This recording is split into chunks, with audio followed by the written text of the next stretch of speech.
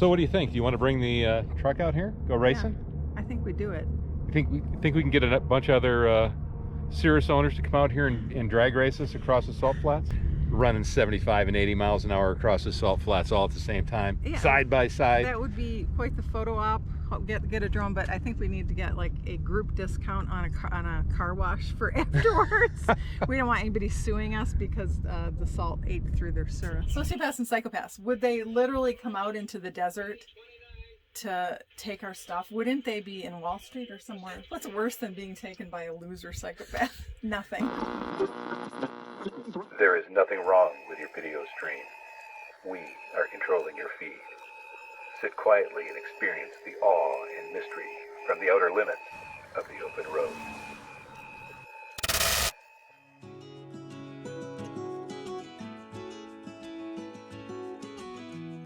Hey roadies, it's us again. Today we're at the famous Bonneville Salt Flats. This was an epic and memorable leg of the trip, and I hope everyone gets to experience it at least once in life. We get out on the salt, and it's as strange and wonderful as we imagined. Farther down the road, we take the truck camper out onto the Bonneville International Speedway, where the land speed record is over 600 miles per hour. We're not going that fast anytime soon, but what we are doing is boondocking in this incredible landscape. There are mishaps and repairs ahead, but also some fun under the stars. Finally, we end up finding out the downside of boondocking at a bowling alley and meet a family of marmots. Let's go!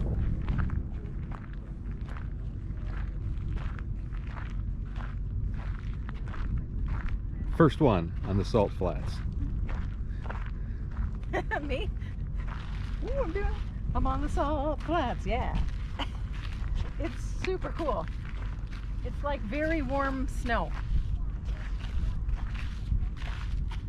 With puddles.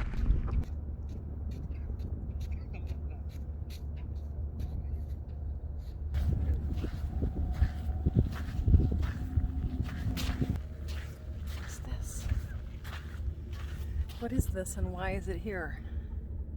Not really sure what this is. It looks like some sort of a prehistoric cave for some sort of a land mammal.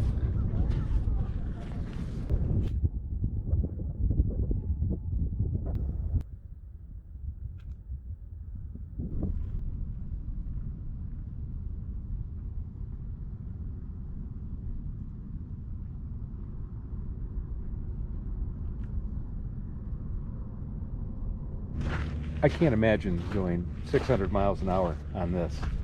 I mean, it's smooth enough, I suppose, but look at all the little ridges and things. I mean, and if you came across one of these little potholes. So what do you think? Do you want to bring the truck out here? Go racing? Yeah, I think we do it. You think we can get a bunch of other serious owners to come out here and drag race us across the salt flats?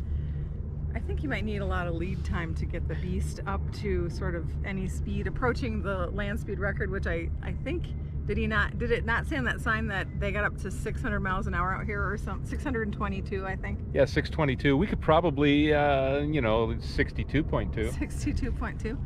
Yeah. Well, you got lots of room here to spread out and get that speed going, right? There's nothing to stop you. There's just nothing in the way. But it would be awesome to have maybe 15 or 20 serious owners out here with their trucks running 75 and 80 miles an hour across the salt flats all at the same time, side by side. That would be quite the photo op. Get a drone, but I think we need to get like a group discount on a car wash for afterwards. We don't want anybody suing us because the salt ate through their syrup. Yeah, true.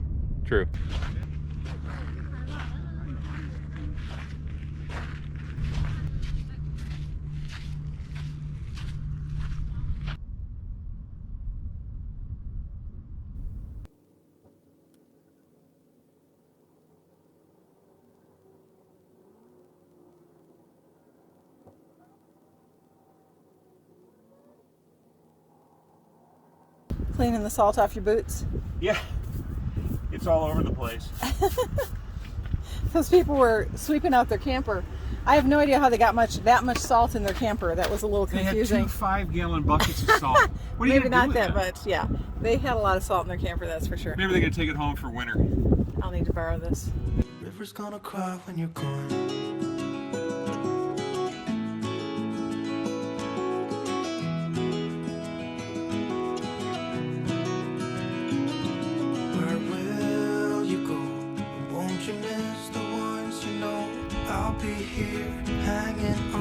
waiting for your call.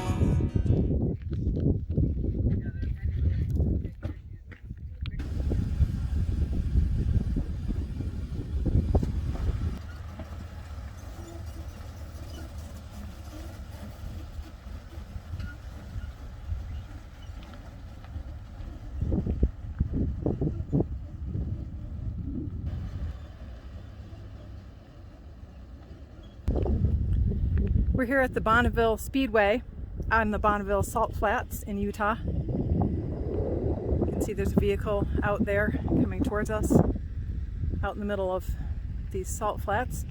Bill just came in off the salt flats and we'll figure out how we're going to get the vehicle washed now. Very cool. This is like nowhere else on earth. A unique experience. Seems like time as a wave passing by, leave a mark in our marks to turn to memories. River's gonna cry when you're gone, gone, gone, gone. River's gonna cry when you're gone, gone, gone, gone. River's gonna cry when you're gone, gone, gone, gone. River's gonna cry when you're. River's gonna cry when you're. River's gonna cry when you're gone. Cougar sightings in the park late at night to early morning. In here? In the Salt Lake Park, but I'm going to assume that, you know, they range in these mountains. What to do if you see cougar. Take a picture. Stop, don't run, do not approach, maintain eye contact. Pick up your children. Stand tall, do not crouch. Look bigger.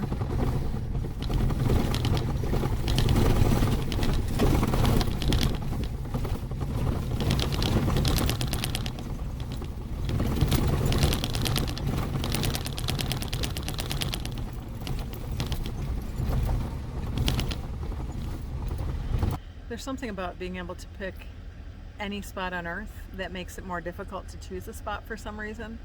Like if we had to camp in one spot, it'd be easy, but since we can camp virtually anywhere, it's impossible to pick a spot. So we're on like our 5th spot. The others were not satisfactory. We had trouble getting level and they just weren't perfect. So Bill is scouting. Let's see if we can see him here. He disappeared behind that rock.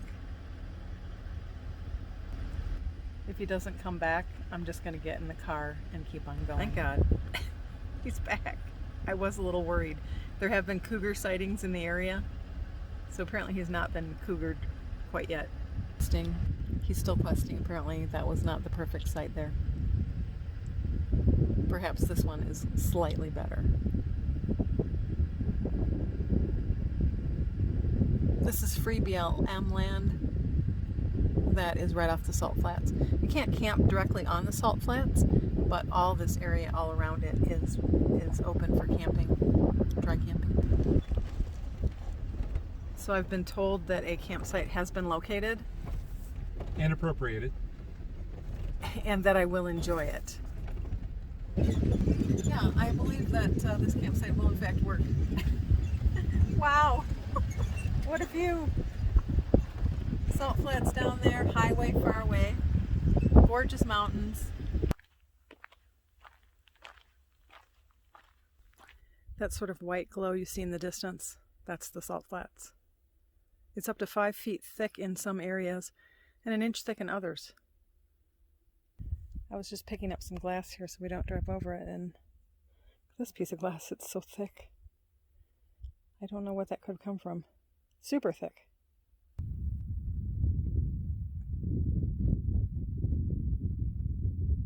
They say this area is so flat that you can see the curvature of the earth as you look at I-80. So that's I-80 back behind me there. Well, look at that then. Hello. Hello. Are you living here?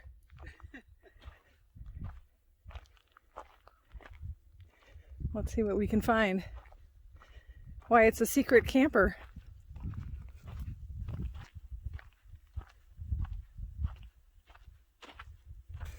So when Bill comes and gets me and says clean up on aisle 5, and you've been driving on some rutted, bumpy roads, this is what he means. There's a situation. The cabinets are fantastic. They're great. However, sometimes they just can't handle it. It actually came up from that cabin on the left there. It's still locked, and yet all of this fell out of it. It's not a terrible situation, but I'm going to have to wash everything because it was on the floor. So we're all set up here out in the, would you call this a desert? Yeah. It's desert-like for sure. It feels like a desert, but very salty. And we were having a conversation about, you know, you get a little nervous. You try to figure out who your neighbors are, who might come out here, what your best vantage point is.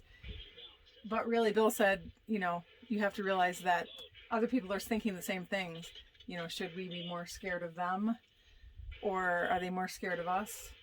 I think they're probably equally wary of fellow travelers. They don't know who we are. Yeah.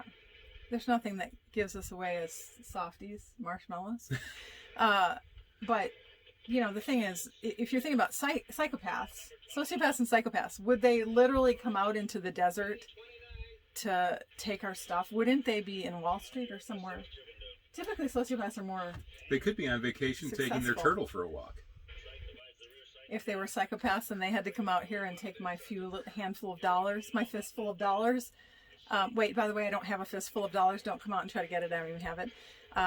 But they would basically be loser psychopaths, don't you think? Well, yeah, pretty much. What's worse than being taken by a loser psychopath? Nothing. So, you know, if 1 out of every 100 people are socio or psychopaths, Yeah. in this area that we just traversed to get to this campsite, there may be 10 people. So That's okay. Right, I take back the entire conversation. We are in danger. We should be careful. If you never hear from us again, psychopaths. Salt Flat psychopaths. We do like to stay at Harvest Hosts, and when we do, we get usually a nice bottle of wine, or we have wine there. But when we're just doing wine in the camper and it's wine o'clock, which it's 1 o'clock right now, I just checked, this is how we do. So when it's 1 o'clock, it's really basically a little squirtle, do you? This way I don't have heavy glass bottles that I have to worry about falling out of the refrigerator for my cleanup on aisle 6. And this packs real nicely in the refrigerator.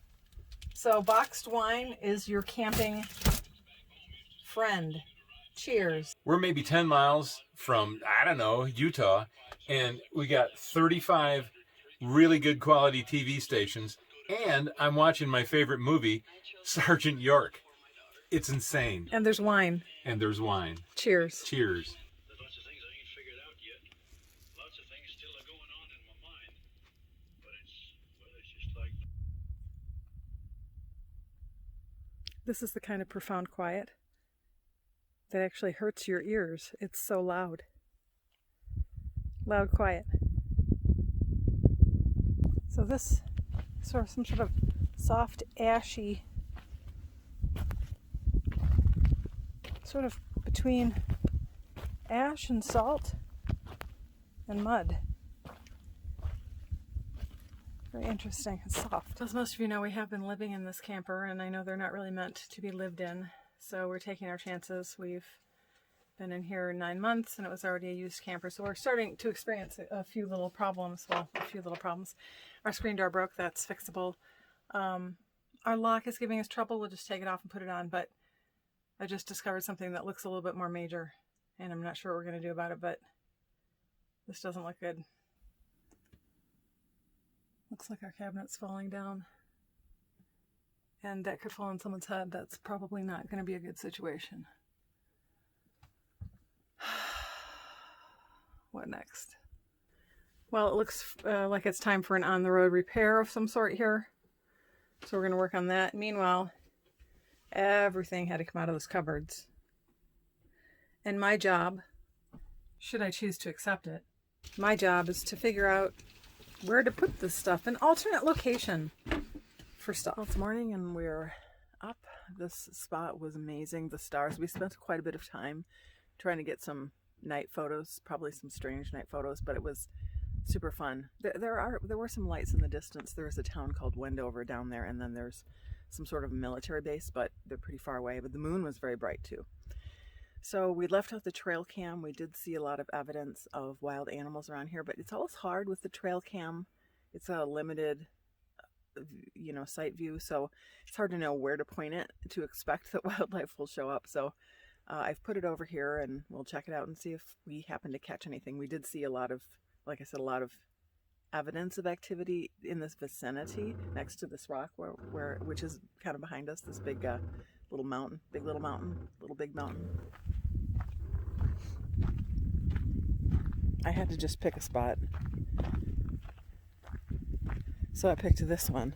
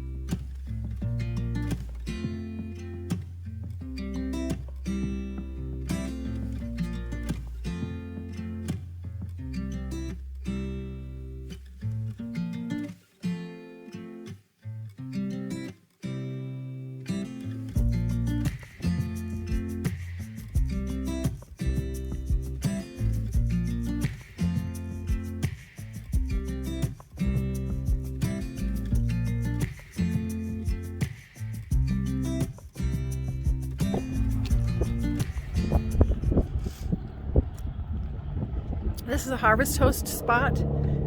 It's a bowling alley in, where is it?